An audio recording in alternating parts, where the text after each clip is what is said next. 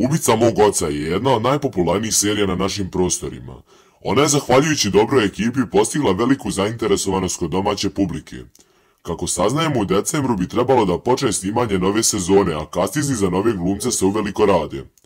U 5. sezoni priča će se bazirati na prošlosti i na događaje koji su doveli do ubistva Aleksandrovog oca. Priča se odvija u prošlosti, pa će mnogi glumci morati da se pomlade i smršaju, jer će biti vraćeni u prošlost. Scenarista Nataša Drakulić istakla je da je dosta dijelova nove sezone bazirano na nažalost istinitim događajima. Teška je tema, bolna i opet nažalost svakodnevna, verbalno, socijalno, sajber, fizičko, štura tipologija vršnjačkog nasilja koja ipak ne može da obuhvati svu strahotu kada se ono desi. Najstrašnije je kada završi samoubistvom mladih ljudi, rekla je Nataša.